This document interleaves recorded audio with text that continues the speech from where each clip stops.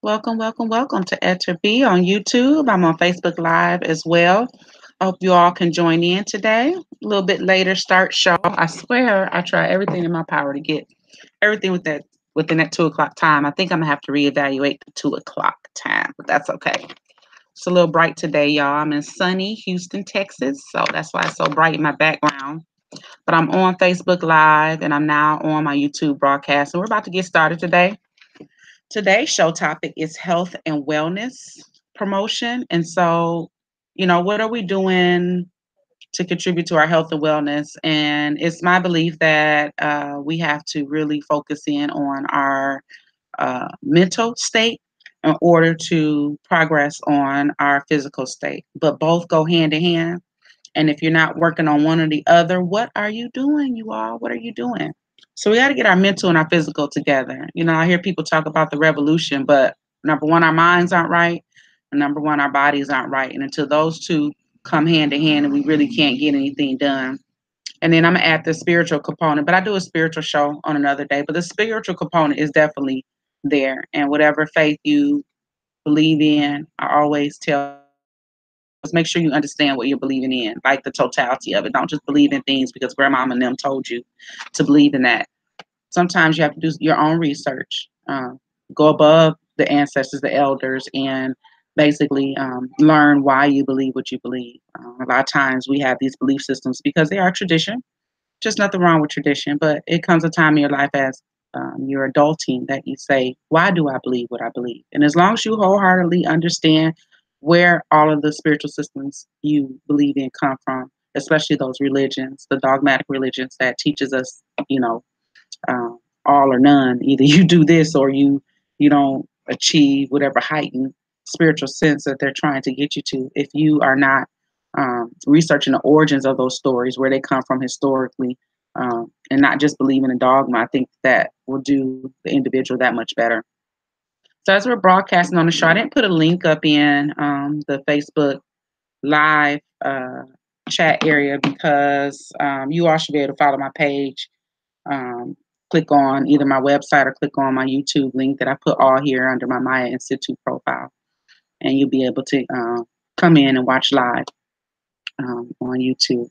All right, and so let's get it going here. I wrote down some ideas that I want to go through to help everyone out.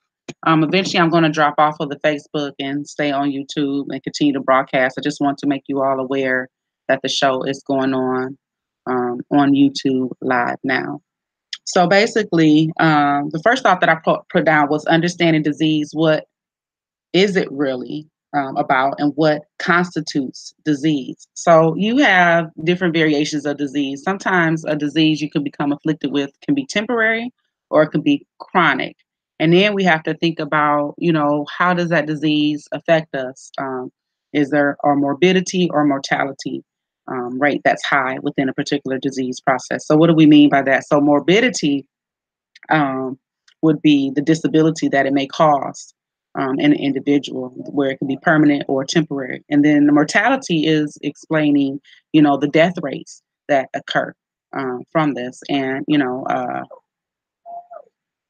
we may feel a lot about what we perceive as white science or the white man science, but one thing that is for sure is that they are interested in cataloging and categorizing, and so we can benefit from um,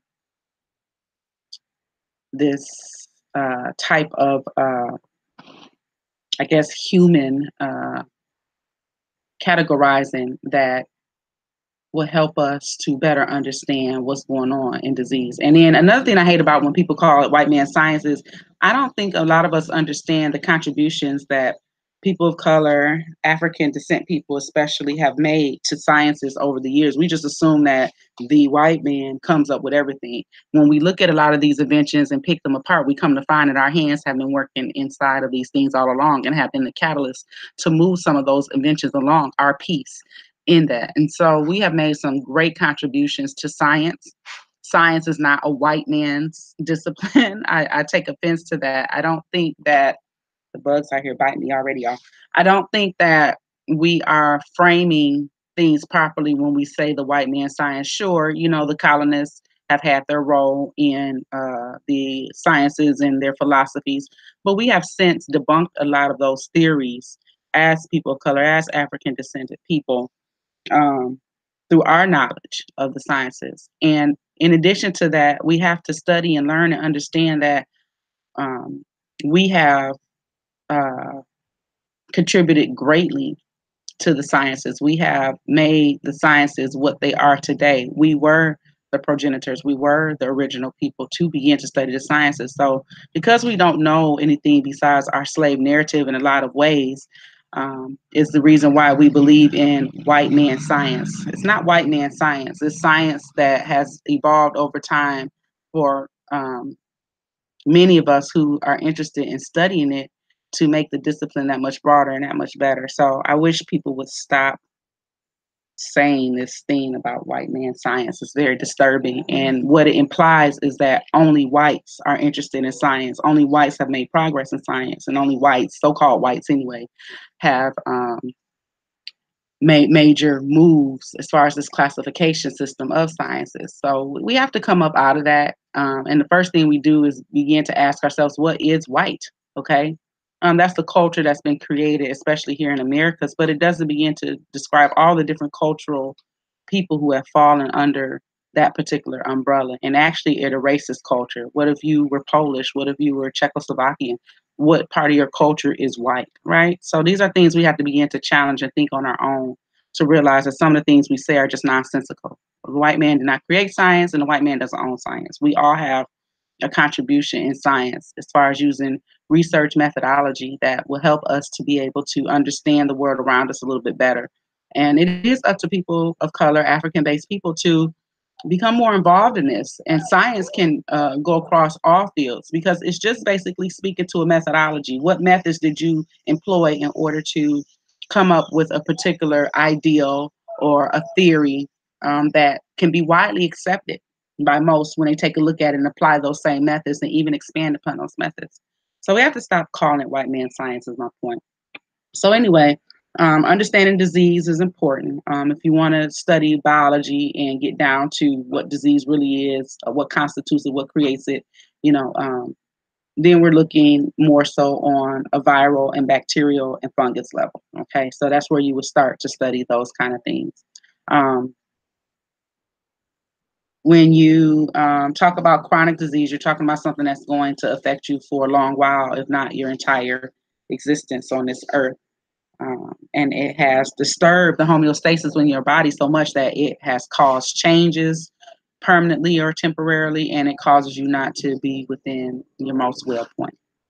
Okay, so now that you all know that I'm on the YouTube station, I hope you all will come over and subscribe to my channel. I'm going to continue on YouTube. Thank you for the new subscriptions that are coming on. I hope you all enjoy the videos that I create because I think that it poses questions to get that research engine started. I'm not giving you all the answers, but I'm giving you some questions to begin to ask yourself that I've asked myself over time that may help you to want to begin to study a little bit more, study our history, study, what being Black means as far as the culture and how does that contribute to many other topics. So I will see you all on YouTube. Thanks for coming on to the Facebook Live. This is just an announcement that I'm on YouTube, so follow my page to get onto my YouTube channel to finish the broadcast. I will see you there, Facebook. All right, so now that I ended the live video on Facebook and we're continuing on YouTube, basically, and thanks for the new subscriptions, you all. I just want us to come on here and begin to dialogue. I want to be able to have conversations with you all and we begin to talk about some of these things that I've discovered, and we offer each other some food for thought so that we're not just, throwing ideas out here, but just actually talking about them, exchanging information, in a meaningful way. So basically, let's see, where are we? Okay. So I explained the difference between morbidity and mortality, okay, in the health realm, because that's my field of study, and understanding what disease is. So disease is basically an external force, whether it be a virus, a bacteria, a fungus, that can get into your body. You also have the group of worms. I'm missing the group that's called, I know it, but just missing the lingo. And that's basically all we're dealing with, right? Is language. We're dealing with how we've categorized interpreted language and we've made names for these things. But um, for the sake of memory, if you have to use whatever term is, useful within your culture group, then so use that term. But we're basically talking about the same thing. Um, when we're talking about disease, as far as external things coming into your body and causing your body to react to it. So you have different things within your body that are receptors.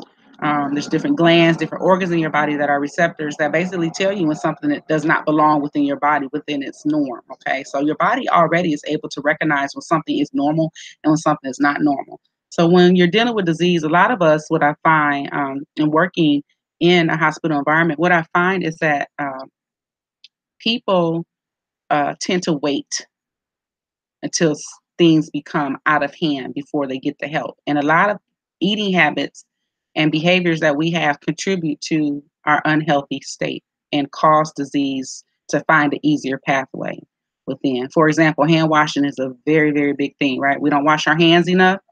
Um, I've seen people going in and out the bathroom and don't wash their hands. Okay, so I know this is happening. And although some of us may say, ew, that's nasty, I can't believe that's happening. Why would people do this? There are people among us who are doing this. And so even though you're doing your due diligence, there still is exposure because others are not following that same protocol.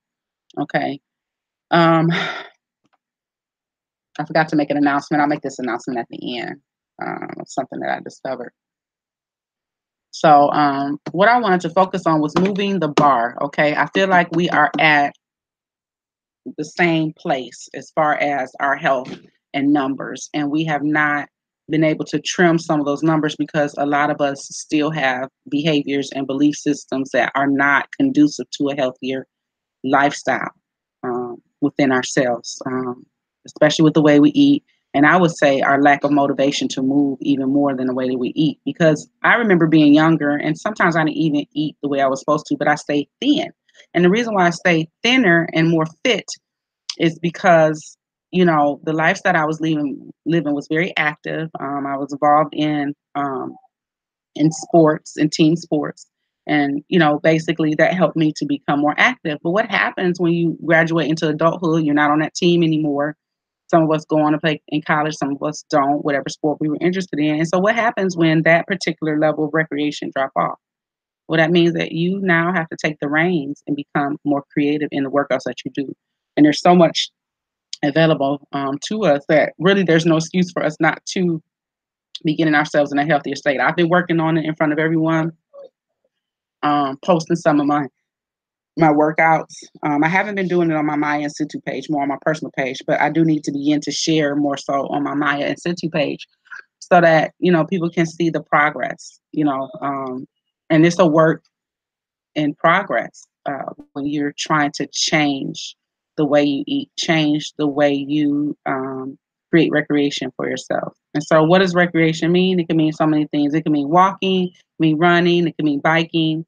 It can mean, if you're a person that's a water person, canoeing. All these things contribute to a healthier lifestyle if we're willing to make those changes. But a lot of us have lived a very sedentary lifestyle, and I'm 40, so if you've spent from your high school years all the way up until this point not really involving exercise as part of your tenet for living, it becomes even more of an uphill battle because now we're dealing with our aging body, we're dealing with arthritis for some of us who have lived a more sedentary lifestyle in which that would set in a little bit better. And it just becomes an uphill battle. And I get it. I had to start off at a certain point, and I've gotten myself to another point, but it was graduation of willingness to execute. Um, Sometimes keeping planners works better for some of us. You write out what you plan to do for the day and create you a checklist. Maybe that works for some of us. Just using tools that are available to you to help you to want to live a healthier lifestyle. And again, like I said, there is no revolution coming if we got a bunch of unhealthy people that can't even keep up. When we look at revolution in um, past years and days, people were in a little bit better shape than what we are in today. They were healthier. They were eating healthier. They were working more so in fields that maybe didn't require you to sit down as much, but required more manual labor. And so the labor pool has changed a lot. over time, and what people would do as far as work. And you're definitely not keeping up with those of us who were enslaved as Africans, because those people worked from day sun up to sundown without a choice. That's just what they did. And so they were just in a lot better health than we are today. And so, because of this change, even though that was a horrible time in which we were living, the weird part about it is we were more active. We were more, um, maybe our eating wasn't as good because we weren't getting the right nutrition and food. So we can't really say that. But I did read that there were some enslaved people that um, grew their own gardens, as was allowed on a particular plantation. Not all plantations were made equal, right? Some plantations were a little bit more conservative, if that's the word you want to use. Some were more brutal, that's the word you want to use, than others. And for those that would allow the enslaved people to grow their own food and have a life somewhat separate from that of the plantation in their own little housing units.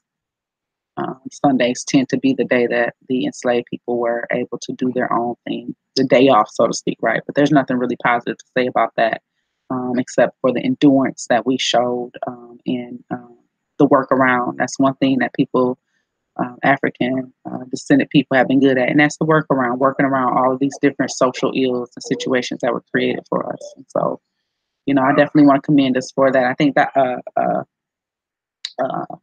Priest Jabari Osaze said it best when he said, "We are not looking at the dialogue of our enslavement properly. We're looking at it from a very negative light, which it is negative, but we have to look at it for what it is, and that is our people constantly resisting, constantly rebelling, constantly looking for ways to come up out of these social constructs that were created from us in this enslavement process." And so we're post we're post slavery, and that's just the bottom line. Especially in the Americas, we are post slavery, and we are working our way back up to our greatness, because that greatness was stripped and robbed of us. And we have to begin to see how all these different things, these diseases, this unhealthy behavior, this lack of motivation, play a role in that. And I've brought up before, in getting involved in Dr. Joy DeGroote's work, um, and looking up, her post-traumatic slave syndrome theory, and looking at all the tenets of it and how she has aligned it with um, the current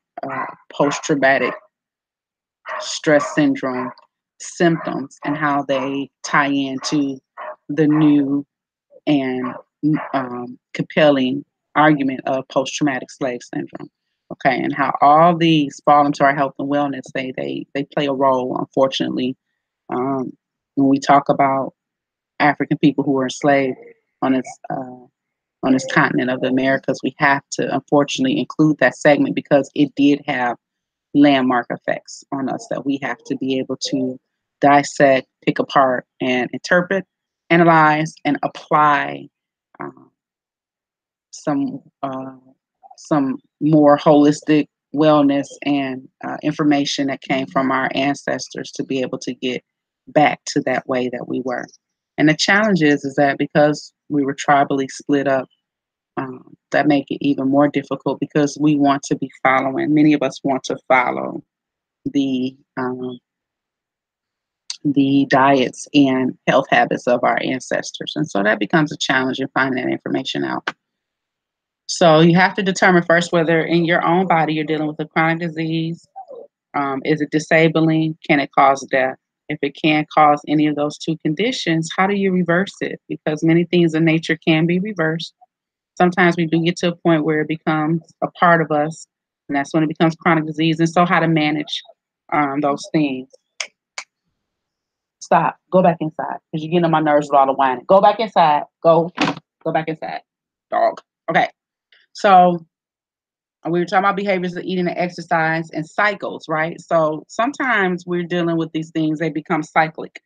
Um, so the cycle of eating bad, that can become a cycle, just as a cycle for eating well can become a cycle.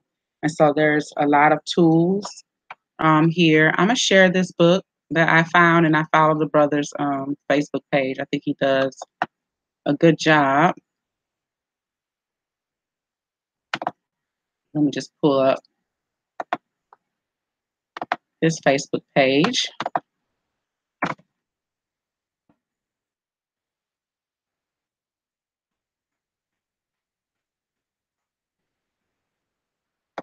I think he does a good job at that.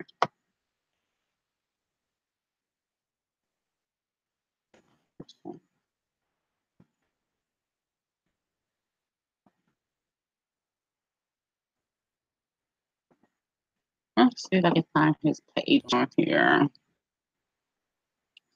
I have him on my more personal page, but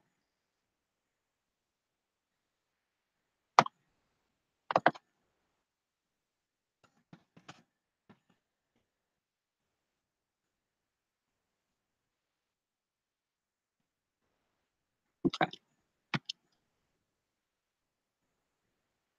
So it's alkaline plant-based diet.com.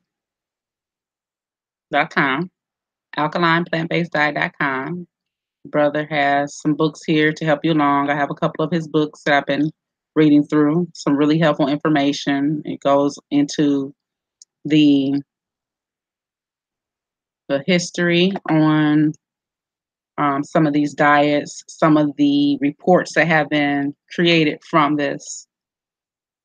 Got one for kids, so kids can read on their level, but these two are for adult readers or those reading on an adult level. Okay, so this is just a group, and I participate and talk about things. Um, he comes up with different uh, recipes, some of the foods that he's eating. So, brother's powerful. Brother's powerful. Appreciate him for taking out the time and creating this group. You know, a lot of people take their time and create this group, so they really care about us. So this is a page you can access, a public group. So I haven't joined from this side because I joined from another side, so it's all the same to me. But anyway, that's just an option. Stop sharing. Come back, come back, come back. All right. And so that just shows you some information on that. You know, there are other books out here. There are other people who have a plan available to you just in case you feel leery about creating your own plan, and you can create this particular plan. Okay. So getting over the hill of learning to eat better is the challenge, right? Because foods not only become a social norm, it also becomes physiologically dependent. So, sugars, for example, very highly addictive. Since I've eliminated the sugars out of my life, I don't eat a lot of sugars. I have lost a phenomenal amount of weight in my waist. I didn't measure. I just know how my clothes fit, which is a good measure. You know, I tend to buy size 12s and things like that, but I know that I'm moving back into a size 10. So, and eventually a size 8, I think is where I feel most comfortable at. I'm happy with my size of that, but I do definitely want to get my waist area down. And so it's a regimen of diet and exercise that I've incorporated for myself. Each month I chose to create a theme so that something I didn't need that was excess, I eliminated for 30 days. And after 30 days, it just felt like a habit. And so it just continued, just, better behaviors. I eventually want to move into a vegan lifestyle and live that lifestyle for at least a year for starters. That's just a goal. It doesn't mean I won't continue, but I like to create realistic goals, segmented goals, because sometimes when you come up with these grand ideas, it can be too much and you can fall off from them and won't benefit from um, uh, the long term of it. So you just have to be willing to uh, create short term goals that build into long term goals, I believe. And so I put down, why have we come away from proper diet and making meals at home? So the fast food industry plays a very large role in this. And the genius of fast food is you're not being forced to eat these things. They're options. And so the more options people have, um, a lot of times we tend to not choose the best option for us health wise because the foods that are less healthy for us sometimes taste better to us. They have more salt, they have more sugars, they have more variety of spices that could and could not be healthy for us. And so the more educated we become on these things, what are saturated fats? And how do they contribute to higher HDLs and which is high density lipids versus low density lipids, and how those affect the building of cholesterol in our body and how those affect fat building molecules in our body. All these things are directly related. And so if we don't learn in brief, you don't have to learn in detail, you don't have to get on the molecular level, but if you're on um, just the macro level, you can learn about how these different things affect you. And so we can go on here, I can share again, and we can look up contributors to weight gain. All right, let's just look at the general contributors to what causes weight gain. How do we gain the excess that we don't need? Because the way the body works is either uses it or it stores it, and it stores it in the version of fat. So weight gain, health and wellness. Let's add that so we get some hopefully reputable sites. This is Harvard EDU. First one that came up. Let's see what they have to say about it. It's probably a long paper, but hopefully we'll be able to pick out some information here. So this is Harvard Medical School, and they have a publishing page in which they put information on. And talks about why some people become overweight. This was as soon as April 11, 2017, but it was published back in June 2009. So they've republished this information. Obviously, they haven't found much of a difference.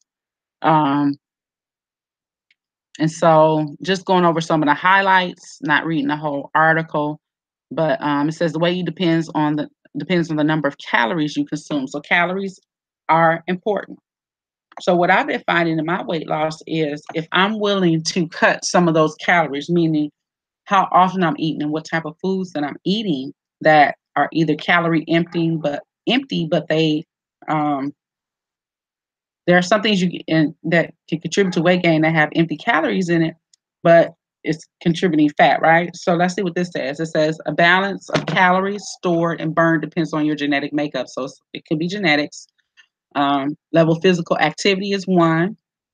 Resting energy expenditure, the number of calories your body burns while you're at rest. So obviously your body's still working even though you're at rest. And if you consistently burn all the calories that you consume in the course of a day. So that's the activity I was telling you about. And this helps you to maintain your weight. If you consume more energy calories than you expend, you will gain weight. So that's a simple equation, right? So you look at the left side of the equation, which has all the products, and the right side of the equation that has the outcome, right? The reaction. So on the left side of the equation, if you are putting in, right? And so that has a particular, we'll assign a weight to it, right? So let's say you eat 3 to 4 pounds of food in a setting, right? That sounds like a lot, but some of us, if we weigh our food, we'll find something very alarming about it.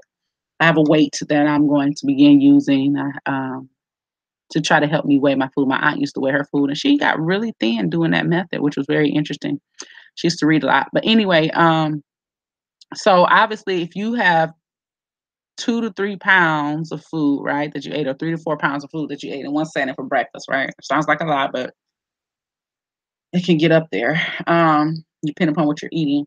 And let's say, little arrows of the equation if you're into chemistry, or the equal sign if you're into algebra. So on the other side, so right there in that equal sign is your energy production, right? That's the contribution, that's your catalyst. And on the right side, the catalyst wasn't enough. You had more on the left side. On the right side, you're going to have more weight because everything that you added equals out to be more, right? So you gain. But if in the middle of that you didn't do any energy burning activities to expend some of that calorie intake that you have, then you will end up with even more on that right side of the equation. Okay.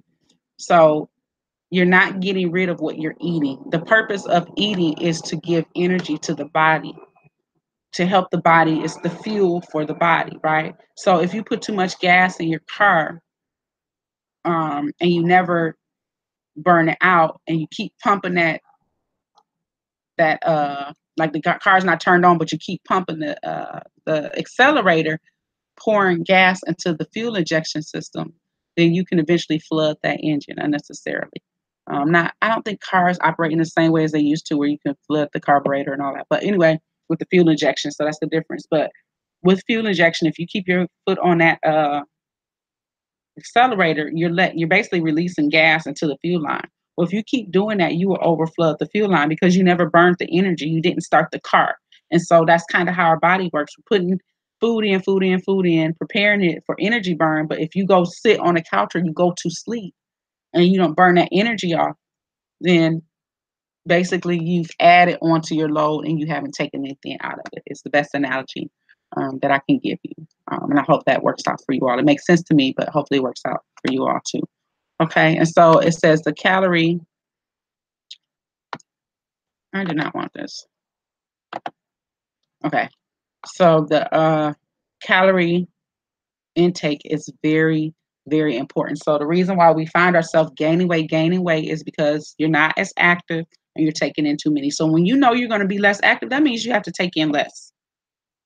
So the genetic influences that they break down, they're saying today there are more than 400 genes that have been implicated in causing overweight and obesity markers. Okay, and so, but only a handful appear to be major players. So that's two things that are being said here. When we're reading, we have to read with interpretation. So right now, as far as the current information that we have, as of obviously April 2017, they're saying that there are more scientists who've been studying this say that there are more than 400 different genes. Remember, scientists are not just white people, by the way, okay? You all are taken away from all other groups that have contributed to this. So we have to stop talking about white man science. You guys sound silly. The science is for anyone who wants to participate and contribute. So if you think it's white man science, then get you a book, start studying, start doing your own experiments based upon scientific methodology, create your own theories and put them into the scientific community so that they can be critiqued and reviewed and torn apart and picked apart, okay? Because it's not an easy process to even get information published, less more to get it to become an accepted, a wide accepted scientific theory. So you guys think this stuff is easy, it's not. So 400 genes have been implicated that can cause overweight or obesity, but only a handful appear to be major roles. So you got plenty of genes in your body that do various things, but they do it for sometimes a length of time or for longevity is what they're trying to say. So some genes contribute to the long haul, and some genes only contribute temporarily. So it's saying it contributes in many ways by affecting appetite, satiety, metabolism, food cravings, body distribution, and a tendency to use eating as a way to cope. So I think that's a very important thing more than anything, because I've had stress eating moments where, I've dealt with a stressful situation. All I want to do is eat something. So there's obviously some hormones in your body that are contributing to that give that sensation. Okay, where you want to eat. It says here that it varies quite a bit from person to person, right? So weight disorders, they vary so much. So it's not just one set way. We can't just say, oh, for sure, this is it. Because if that was the case, then we can apply some regimens that just work no matter what. And sometimes that's not always the case. Genes account for 25% of predisposition to overweight. So that's a quarter of your 100%, right? And for other genetic influences, as high as 70 to 80%. So it really depends on the genes that we're talking about, how they play a role is what they're trying to say. So they're able to narrow down, but they're not able to say for sure all of the genes that are contributing factors is what it sounds like to me. And when they say things like genes are probably a significant contributor, that means that the likelihood of it, right? It's very high likelihood based upon the studies that have been done, but they're not, again, able to narrow everything down. So that's how science works. Science is willing to change. Science is willing to say, this is what we were able to gather and come up with at this point in time. And now upon more research and study and someone else who stared at this stuff and said, wait a minute, I know this is what we've been saying, but look at what I'm looking at. And then, creates a whole methodology behind how they arrived at a particular ideal theory or solution, and then they present it. Okay, that's just how it works. So science is willing to correct itself, which makes it a little bit different than some of our belief systems. Some of our belief systems just say, well, you believe because this is what was written and we believe that this is the way it is. Well, science doesn't say that. Science says, I want to try my best to prove how we arrived at this. That's the difference. Drinking a little water here. All right. And so this goes on. This study was more trying to talk about how genes contribute to your weight. So it sounds like this is the gist of this particular article. And so some of the characteristics are you've been overweight for much of your life. So you've never really been able to lose weight. You've always been perceived as overweight based upon your weight class, right? Whether you were um, a, a toddler, you moved to school age, teenager, young adult, all your life pretty much you've been overweight for your weight class. And so, those are some contributing factors that they look at. Both your parents and several blood relatives are overweight. So unfortunately, we do have to look in our family gene pool. What kind of shape are the people in?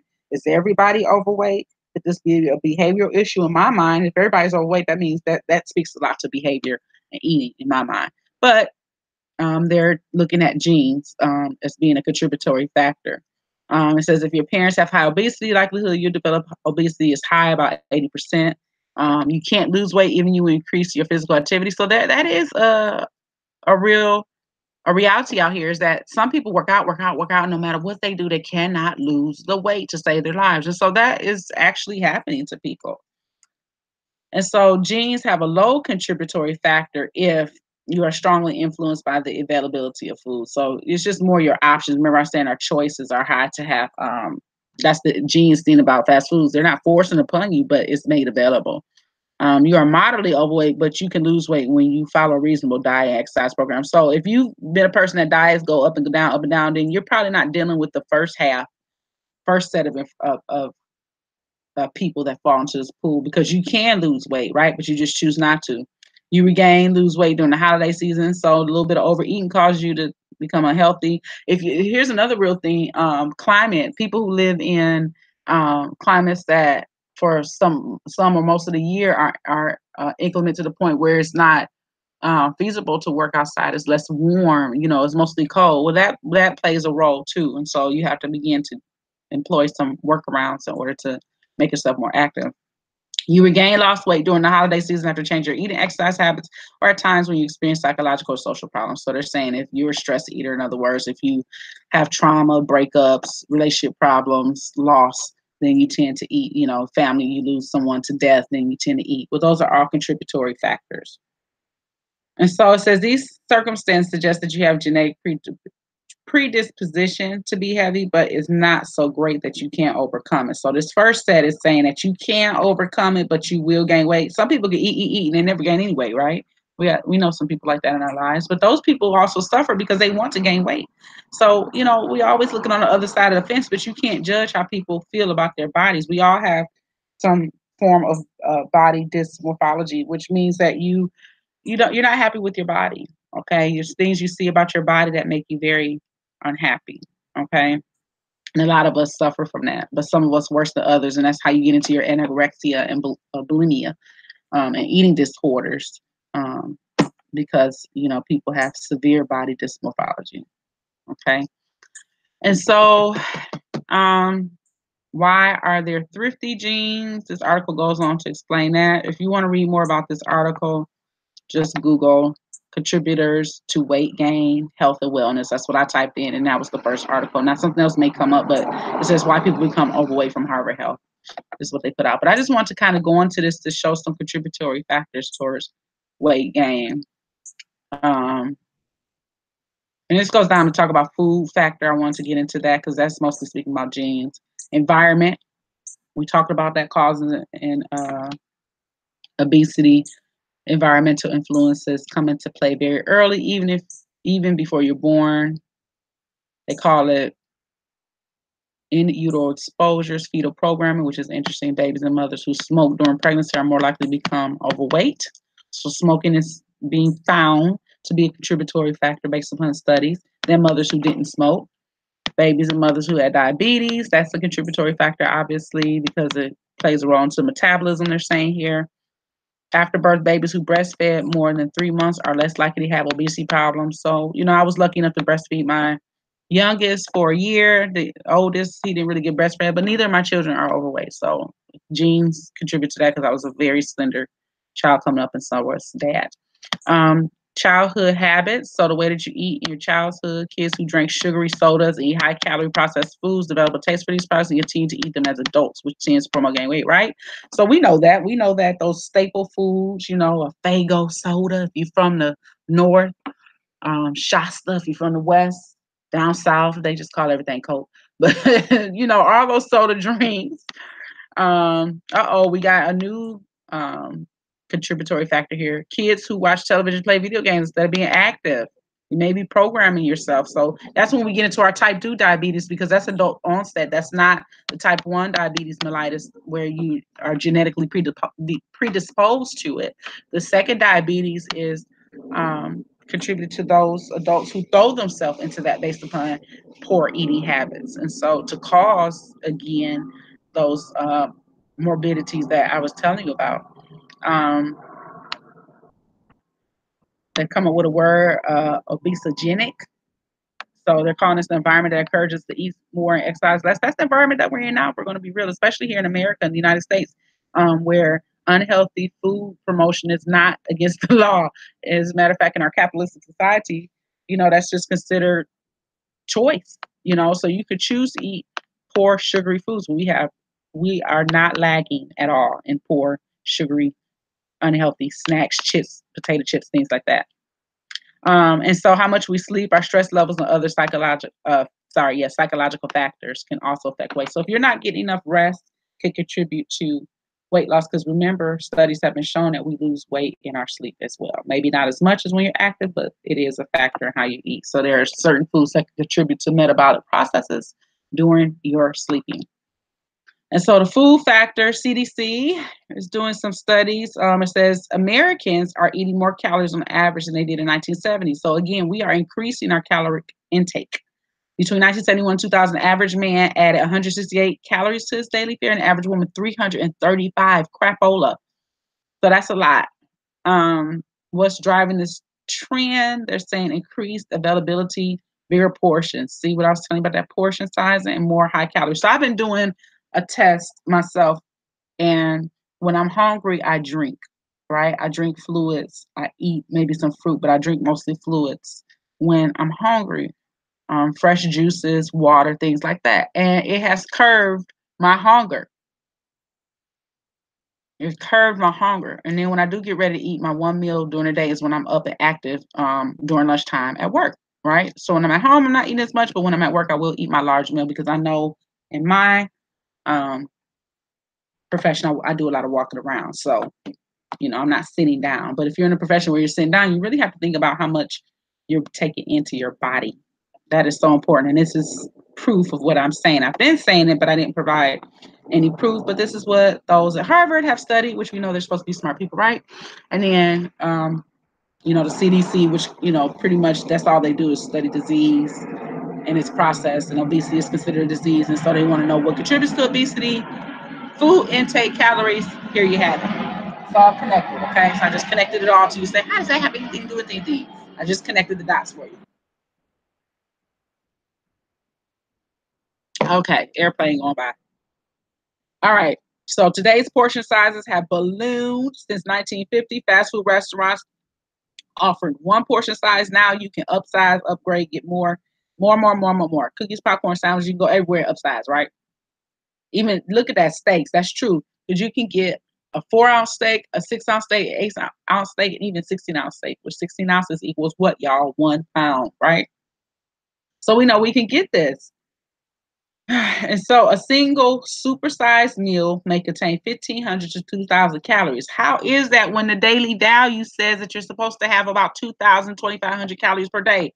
You just ate a supersized meal where you got 15,000, 2,000 calories in that one setting, your whole day's worth in one setting. We are eating too much. Dr. Sebi said it long ago when he came out, and some people believe him, some people don't. But here we are today in the world of obesity, where we weren't, you may have had a couple of kids in class that were a little bit overweight, but now most kids in class are overweight, and that's unfortunate.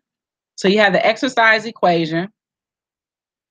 fewer than 25% of Americans met the goal of exercise for about an hour, moderate to vigorous exercise today, right? So when I go on my Facebook Live on my personal page, I always say, hey, did you work out today? Did you spend 1 hour working out today? Okay, can you give me at least 30 minutes, right? I'm saying this because you have to be active every day. And if you're not active every day, then it weighs in on your body because your body has, what should I call it? I would say like fuel injectors, right? So when you eat some food and you start generating energy by working out, you're pumping your heart, and what you're telling your body is, I'm ready to burn fat. Okay. So your heart pumping faster equates to fat burning. That's how you have to look at it to make it very simple. All right. And so our daily lives don't offer many opportunities for activities. I disagree with that premise, but I guess the reality that we created for ourselves will probably make that right. But no, all the things that we have always done for exercise are still there. They haven't gone anywhere. So I would have to disagree with this. I believe that we make the choice to say that we don't have opportunity for exercise, but someone did a study that I watched on how much free time that we have. We have way more free time than colonial period. Okay. During colonial period, people didn't have a lot of free time from the point in which they got up to the point in which they went to sleep, they were doing work, whether it's washing clothes, um, you know, going out hunting, farming, tilling, all these things they had to do throughout the day in order to survive. And so we don't even have to do all those things. We just go buy what we want, right? We go to work, we go buy what we want. So we choose our lifestyles a little bit more than maybe early colonial persons did. Instead of walking to local shops and toting shopping bags, we drive to one-stop mega stores where we park close to the entrance with our purchases in the shopping cart and drive home. So you got vacuum cleaners, dishwashers, leaf blowers, and a host of other appliances. Takes nearly all the physical effort out, right? So we have all this automation. Automation makes us more lazy. So it's just the way it is. The trouble with TV, sedentary snacking. Oh no. So we're snackers and we're watching TV. So when we watch TV, we think we have to put something in our mouth. Okay. That's what this part comes down to. And then you have stress and related issues. Okay. And so stress is a major factor now. I guess the curious thing is we have more automation, we have more conveniences, but for some reason, people are more stressed. We're living a more stressful lifestyle, and maybe because of all the responsibilities we've given ourselves, all the goals we've made for ourselves as far as acquiring uh, physical, tangible things that honestly do not contribute to life at all, but these are things that we just have to have. And so maybe we're putting those extra stresses on ourselves. And, there's a lot of other stresses that contribute, but I just want to put stress as a related issue and not really get into that realm too deep. But I think this is a good article to go through and read. And of course, there's going to be references and articles that you can follow studies, where they have these words highlighted. It's going to give you more information so you can go into your research bubble. So that's a good topic, I think. Stop sharing. I want to change the flight patterns because a lot more airplanes going over the house lately. All right, so I stopped sharing and I'm back. So just going over this information is very helpful. It's out here. We have to learn how to research these things, find out more information. It doesn't have to be on a deep level, like you're not trying to solve hunger, right? But you're just trying to get information that is going to help you understand why we gain weight. And the reason why we gain weight are those factors: genetic predisposition, lack of physical activity, more choices available for us for unhealthy eating habits, high caloric intake, and then the last one, I think I've forgotten it. The last one was stress and related issues. Okay. So we have that. So that's our behaviors of eating and exercise, the cycles that we create. How psychology plays a role. So unhealthy mind equals unhealthy outlook equals unhealthy practices. That's something that I wrote down and I thought of, which I'm sure has been said before.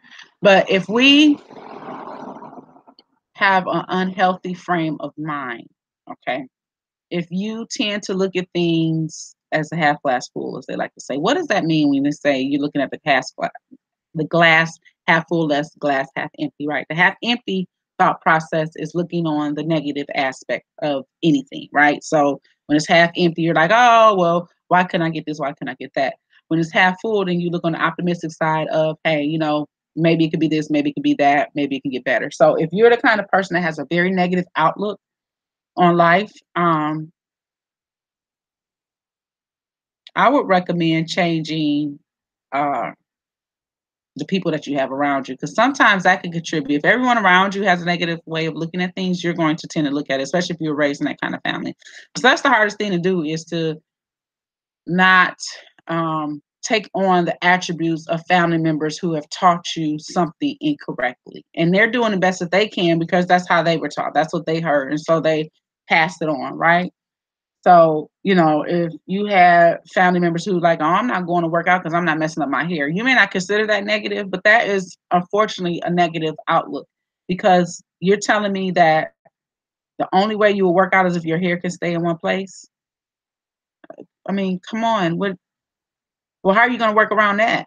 If that is your ideal, then maybe you should get a protective style that allows you to sweat and still make your hair look nice. That's a workaround. That's a half glass full. Half glass empty is, well, I can't, my hair get messed up too much. I can't work out. Okay, so meanwhile, you're going to start growing bigger and bigger, bigger, and you put on clothes and you look at yourself and you say, I don't like the way I look. That's usually the outcome, because we're judging ourselves on the way we look in the mirror to a certain degree. And then sometimes we judge ourselves against other people who may have nice figures. You say, they have a nice figure. Well, I know I could have a figure very similar, but mine don't look like that. Well, it's because you have the excess on, right? And so either way it go, you're not going to be completely happy with yourself when you're not at the point that's satisfying to your own eyes. So when you look in the mirror and you are not looking in clothes the way that you want to look, and this is for men and women. This is not just women. This is men and women. I've seen men who don't like the way they figure look, because men tend to gain in the abdominal area, that tend to get over the belt a little bit, y'all. And so while men may have a certain confidence, they can still get a woman regardless of being overweight. Sometimes they lose their confidence if they know that this is not making them feel their best. They're not feeling as healthy, as strong. Men dynamic don't necessarily go through the same emotions and thought processes that women go through when we become overweight, but it still affects us in the same way in which it's unhealthy. And our personal persona is affected by it. No one is immune to that. And so you have to begin to get to the point where you say, what am I going to do about it? What am I going to do about it? So that plays on our psychology, because you're battling with your mind, yourself, and saying, why can't I motivate myself to do this? I see other people doing it, but I can't get myself motivated. Well, a lot of times it's because of environment. The people around you aren't working out, right? Your homies, y'all sit on a corner after work on the block and y'all go drink, or y'all go get some, let's go get something, I'm hungry, but you're not making a meal for yourself. You don't make any meals for yourself. Everything that you eat is prepared by someone else, and it's usually fried or super unhealthy. We're eating more meat um, than vegetables, where vegetables are more healthier for you than your meat products. And so it's just all these things that are contributing, and psychologically it contribute because they become a comfort. It's comfortable to do these things. And for the men are a lot more systematic, meaning they like to build their routines and habits. And so if your routine and habit is to go get something unhealthy to eat all the time, and it becomes an everyday thing, then eventually you're going to continue that. And next thing you know, you're living a 300-pound life that you didn't want to live, right? We don't want that. We want to lose that weight. So psychology plays a major role. If we're practicing things, it becomes a social norm in our minds, and we continue to do that. So that's how psychology plays a role. If you're in an abusive situation, that doesn't help either. If you're being abused emotionally, psychologically, physically, that tends to bring on different results as well. And so all these things are contributing factors that we have to try to make better um, in ourselves and in our communities if we can't help. And so this is something I thought of when I wrote down, and that is rites of passage missing from our culture. Do we have a rites of passage anymore? When we look at certain tribes that still have some of those old practices, still embedded into the culture. A lot of them include rites of passage. And so we have our own little rites of passage when you turn 16, when you go to prom, when you graduate high school, and things like that. But how many of our rites of passages really convey to our children that they are grown up and they're expected to live another type of lifestyle? They've moved on from this particular block of thinking and behaving, and now it's time to move on to another block of thinking and behaving. I think that, especially in Africans in America culture, we lose that. I even watch certain. I've had some people from the continent who have lost some of their cultural practices due to being here in America. Something that was existing in their family for many, many years, and they don't see the point of doing it anymore now that they're here in America. And so they become Americanized, as we like to call it. And so I don't know if that's really healthy for our culture. It's happened in the past, it's happened in the present. It is part of the unfortunate legacy of enslavement is taking on cultural practices that are foreign to us, eliminating those rites of passages that let our culture know that it was now for the next level, the next step. And we probably need to revisit some of that again and start looking at some of the rites of passages that were um, performed by our ancestors and bringing them back again into the fold, because we don't have those rites of passages anymore. It's a lot of perversions associated with adulthood, manhood, womanhood. So let's talk about that. And that plays into health and wellness as well, because your social outlook on your community dictates how your community will grow. And so that's why we have a culture of teenage pregnancy, a culture of people not educating themselves at a higher level. Again, we call it white man science. So if we call it white man science, that means that you don't feel black people are involved. That's a problem because that's your outlook. And all these things play a role into how we view health and wellness, right? And so um, if our rites of passage are not there, if we don't have those instead, if it's not a positive cultural practice, um, then it plays out into us being kind of lost. If you're lost and wandering in the wilderness and you're taking on foreigners' practices and incorporating that into part of your life, the holidays we practice, okay? So Thanksgiving, Christmas, those are all overindulging holidays, right? They teach us to overeat. They teach us to buy more than we can afford. It plays into all these roles that contribute to our health and wellness. Because what happens if you overeat and you gain weight? You're not happy with their physical outlook, right? If you spend too much money, you're overindulging, you spend more than you need to at Christmas time because of the pressure to buy gifts, but you don't have the money for your rent. Psychologically, that plays a role, and if we continue with these kind of practices, my fear is that we will continue to be lost. If we don't start looking at some of our indigenous cultures and looking at the things that we did, to keep us healthy, to keep us whole, then, I think we're going to have a problem, in all honesty. Um, and so I think we have to begin to look at that again. We have to begin to look at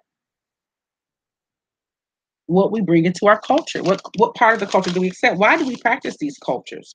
Where did they come from? What's the history of certain holidays? And we've been finding through people who have been willing to do the research that a lot of these holidays we're celebrating have little to do with the rationales put behind them. That they're made up, which all culture is made up, right? Human beings make culture, but what I'm saying is the original premise of that particular culture has been changed over time. And so, people are doing things a little bit differently than they did originally in the culture. Okay. And so it's evolved, it's changed, and we're not really sure why we do something. We think we know why we do some of these practices, but overall, we're not really in tune with why we practice many of the rituals in the United States, especially that we practice. We just do them because it's been handed down to us.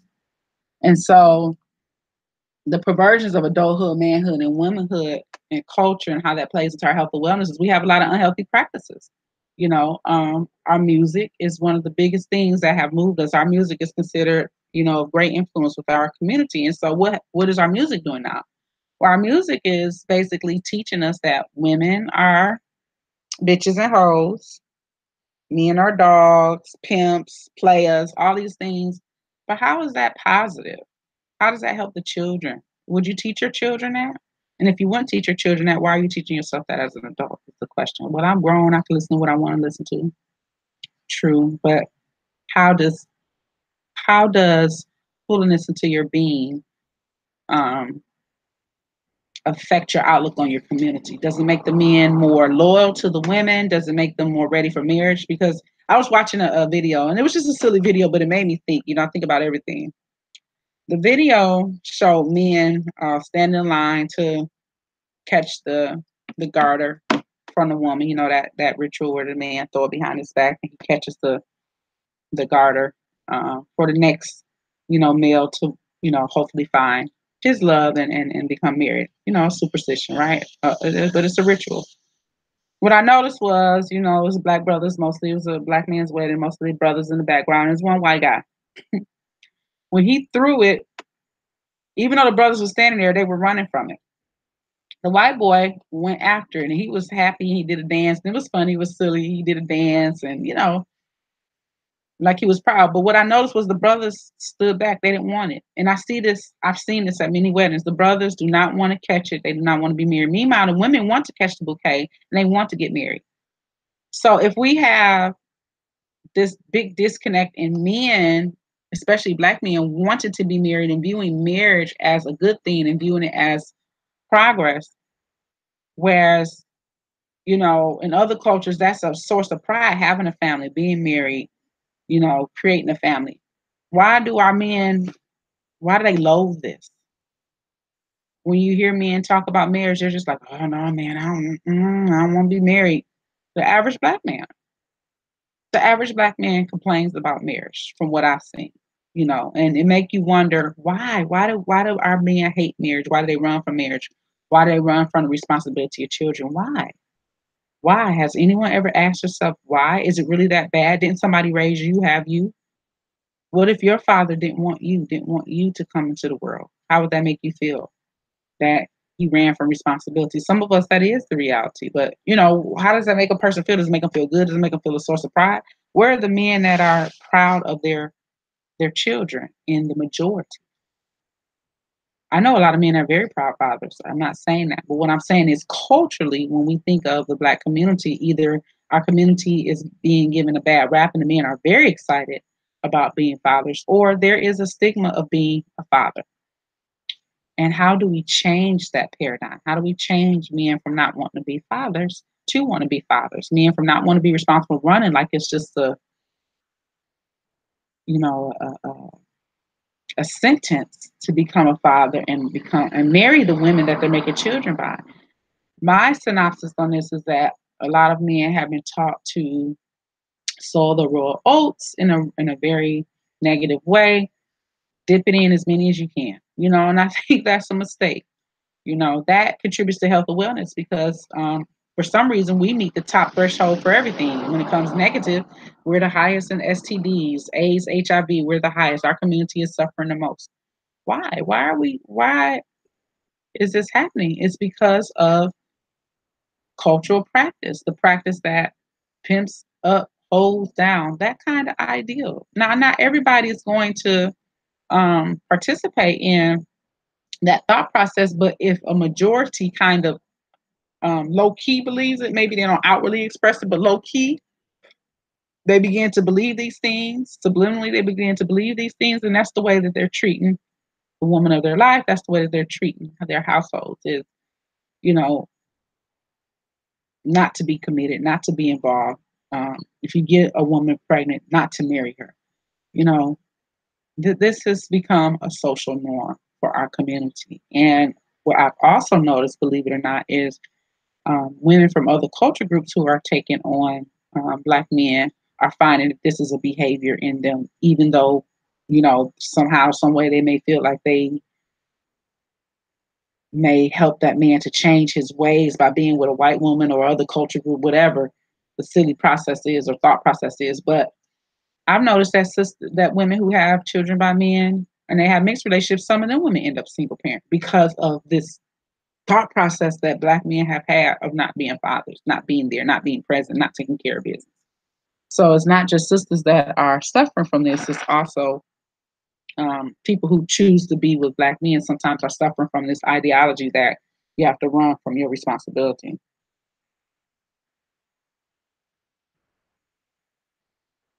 Um,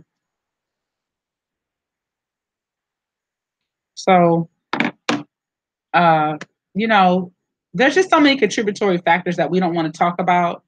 Um, Again, even when I see black men date outside of their so-called race and get other culture groups, sometimes they don't do a good job being parents to those children either. And the women find themselves single parents.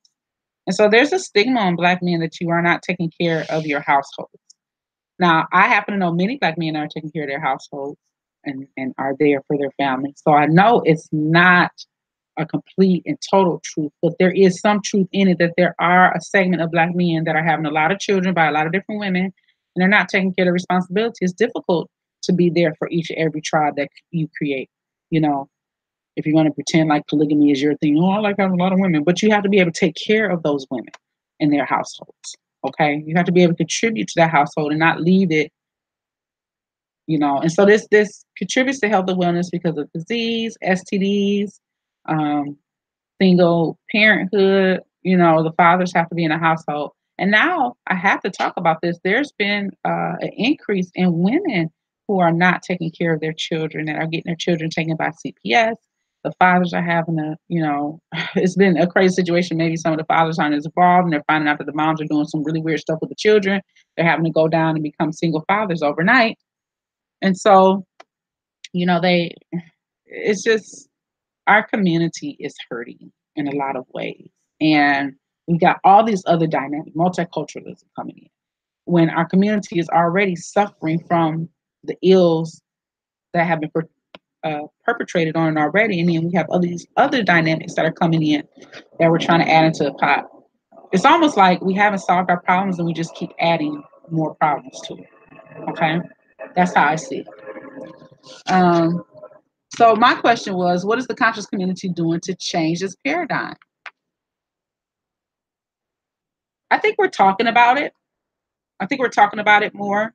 We're willing to criticize ourselves a little bit more. There was a time in my memory that we weren't willing to criticize ourselves. We're just talking about what the white man is doing. And I think a lot of us are coming away from that because we're like, hold on. Yes, D white man, D period white man, white people, as I see, YWYPIPO, y'all crazy. The Tamu, some people might call them. Yes, there has been influences there, very negative. But there's also been positive influence, if I'm gonna tell the truth. But here's the other side of the coin. If you know someone is doing something to you and you know what it is that they're doing to you, why would you perpetuate those same things onto yourself? So, for example, if you know that during enslavement periods of Africans that they were giving us horrible foods, why on earth would you ever eat chitlins? You know that that is the poor food that was given to us. It's not healthy. It's been proven to cause a lot of problems. Some of you say it tastes good. Oh, you just ain't having it right. But I can't understand for the love of me why we would eat a staple food that we know was given to us during our enslavement. We should not want anything to do with that. That's just my opinion. I don't understand why and many other things, I guess, you could say the same thing about ham hocks and neck bones. That's true too. But why do we take on the foods that were considered negative to us and did not help us and was given to us as scraps? And so there's a psychology behind that. Why do we not see how detrimental this is to us to continue those practices? Okay. Um, so for right and for wrong, we're talking about it, but some of our leaders who are claiming to be spiritually connected and they know the way, you look at them and they're overweight. And it's like, okay, if we're going to be a guide to our people, we must live the lifestyle that we're saying that we want to encourage our people to live. We're not trying to live a lifestyle, at least show ourselves going through the ups and downs of that lifestyle, making it better. Then we become hypocrites within ourselves, right? And so that's a problem. I wrote down, I think there's a lot of separation between us. I mean, you got the vegans now, you got the indigenous now, you got all these separate groups, and we've created all these factions within ourselves to where I don't think that we realize the divisiveness of our practices. We think that one way over the other is the way, and we're not willing to see how the positivity within a particular practice would be beneficial and how to incorporate it into our own. We look at it like the all or none. And so it's like, oh, well, if you're not doing what I'm doing over here, then you're not part of this group, you're not part of us. So we faction ourselves off, which causes more division. And we're not seeing that these divisions are the reason why we can't come together. And then you have, so the conscious community, I think, is doing things to try to help changes. But then you have another segment of the conscious community that seeks to separate and divide and say, oh, well, if you're not part of this or you're not doing this, then you're not part of our group. Get out. We don't want to be bothered with you. We're not realizing that's causing more divisiveness than anything. We're supposed to use from whatever culture that we learn the things that are going to be tenets to help us grow, and you move on from it, right? That's growth. But if you're constantly dividing yourself and saying that if you don't do this way, or if you don't, you eat meat, those flesh eaters over there, and it's really more divisiveness and it's really silliness. And so that tribal mentality that we have is not helping us in that respect. And if it's my understanding, the tribes that lived amongst each other that weren't born learned to build community, learn to use what the other were good at in order to keep their tribe strong and build a coalition. And so that's the point. I don't think we know how to build coalitions anymore. We think everything is about one way or the highway, and that's a mistake. So I guess if you're a group type of person, you need to work in a group dynamic, finding a group that help you build upon your message and upon your positive um, flow. And so um, if you have like-minded people that can build a movement that will be positive, that can kind of bring others into the movement to build a more positive movement, then that works. But if your movement requires exclusivity instead of inclusivity, I think that's a problem. We become so clicked up. It's about clicks with us. What neighborhood you from? What set you from? How are you going to find unity when you're always claiming a set or a group? So what I wrote down is it's not just one person's job. And so because we suffer from in the past the savior complex, the where we need, a Martin Luther King or Malcolm X to lead us. Yes, leadership is important, but leadership should be a guideline. It should be loose because that leader is just as much subject to the problems of the community as everyone else because they're within that community. And so a leader is not exempt, not exalted. Um, they're part of it. And so when they're working in a particular group, they have the ideas that are strong enough to help guide the group, but they're not the be all and end all. And so until we can get rid of the savior complex, we're always going to be dealing with, well, we don't have any leaders. Okay, well, if you think you need a leader to make yourself better, then I guess so be it. But I don't agree with that premise.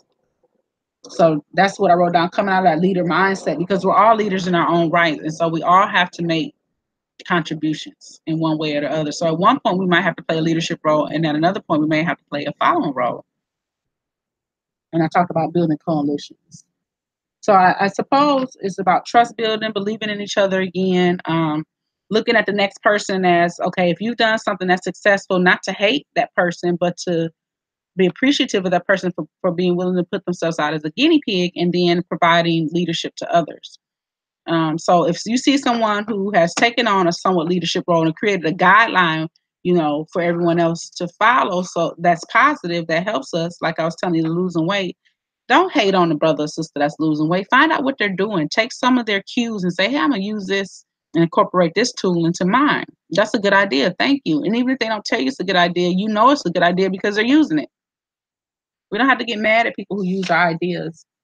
That's part of trust building, doing what we say we're going to do.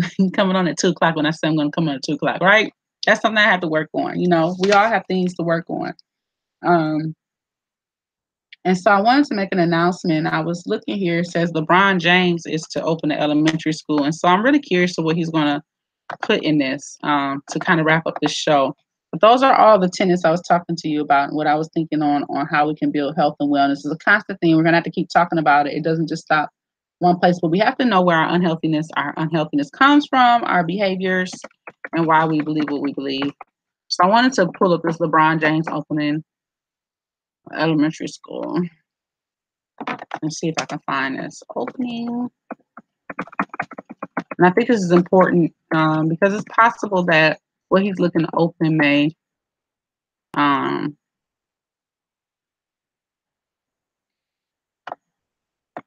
it may help us. Some of our leaders hopefully are trying to get on board with. Let me share my screen. Getting on board with this African-based learning, and I'm hoping that he will be successful because so many of us have tried to open these schools. So this is LeBron talking about the school. Akron will be the most important thing that he's done. Let's see what this is talking about. How long is this video? Oh, it's only a minute 25. So let's see what LeBron is talking about.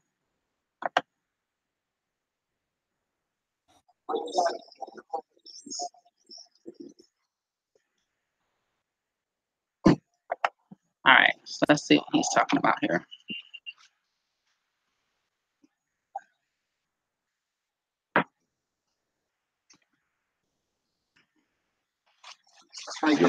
You on the phone or something? I'm doing my live broadcast. I'm almost done.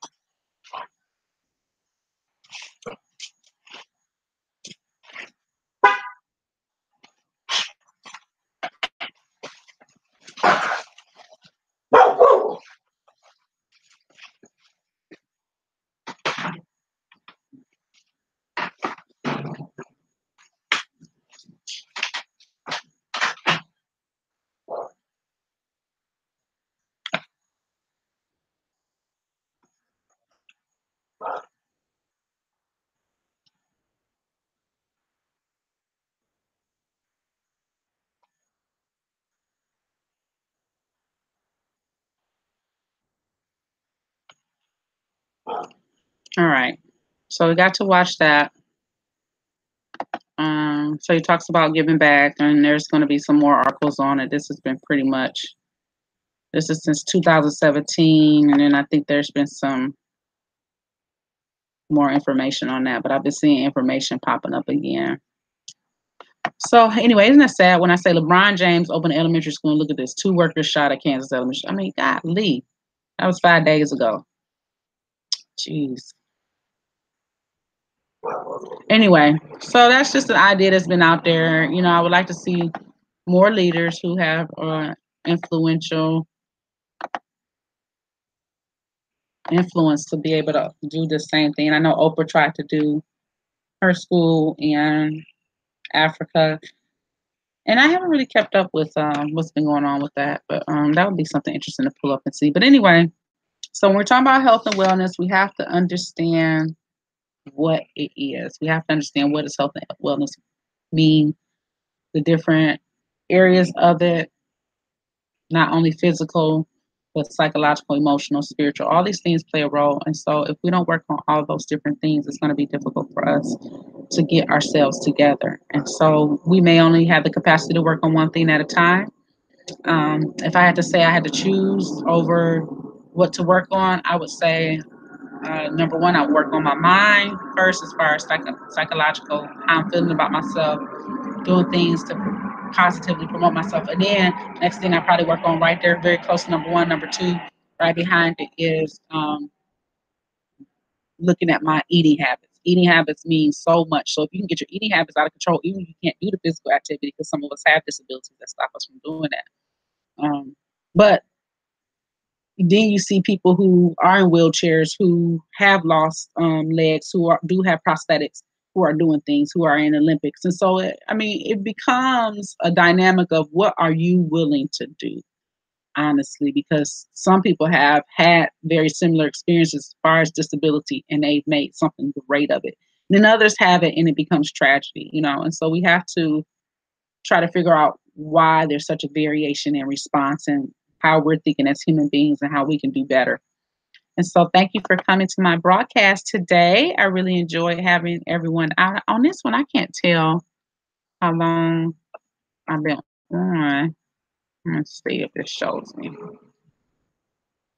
I don't know if this one shows me how long I've been on.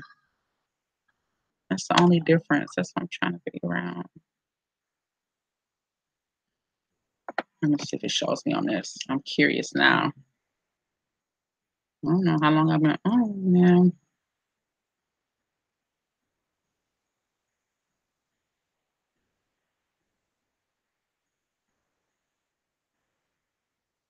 I don't know. I can't tell. I mean, it shows me on, but who knows? This one's a little bit more confusing for me. It's still showing my broadcast from last time, which is interesting. Now, on the one that I normally, on my other one, it shows me the actual time elapsed. So this does not. Let's see. It says live control. The dogs are barking.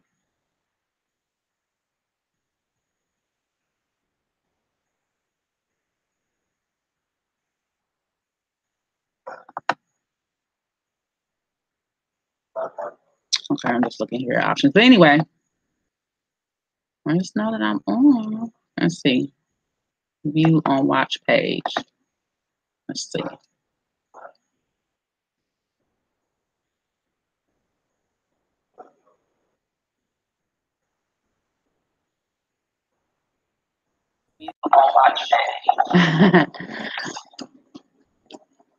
Let me turn off the speaker on here so I can see it on here. So I've been on for what, y'all?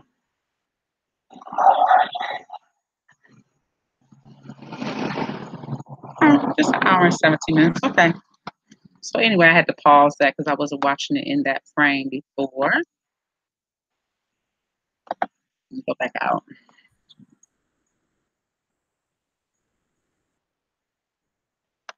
All right, that's me playing around with that. Playing around with the technology. So anyway, I appreciate you all for coming out and listening to me. I hope that this has some information that you can use. And I hope you all had a great, happy 4th weekend. I love how a lot of people have, I know that we are waking up because when I look at the posts on my timeline and people are like, ain't no happy 4th. We wasn't independent. We hadn't received our independence yet on the 4th of July. Yes, that's right. So all these things that we like to celebrate, yes, they're cultural. Yes, we created our own culture out of it, but we have to really begin to think about what it is that we're saying. We're talking about happy 4th of July to appease these people so they can think that we're complacent. We're not complacent. We know exactly what happened on July 4th, 1776. Okay. We know what was going on. Okay. So I'm glad we're not asleep. I'm really happy to see that on our timeline that we're beginning to shoo away some of these holidays that we celebrate because we're starting to ask ourselves, why? Why am I doing this? All right. Anyway, I love y'all. Keep yourself healthy. Do some kind of physical activity, 30 minutes a day if you can. If not every day, at least 4 days a week, you'll begin to see the changes in your body. You have to start physical activity. You have to get your mind right. If you don't get your mind right, then the physical activity will just feel like it's for nothing. Just really centering yourself and getting better at what we're doing with our bodies and if we're going to prepare for a revolution, we have to prepare our minds, bodies, and spirits. If not, it is all for nothing. And that's the honest to God truth. I come to you all in love. Thank you for watching. Thank you for subscribing. Peace.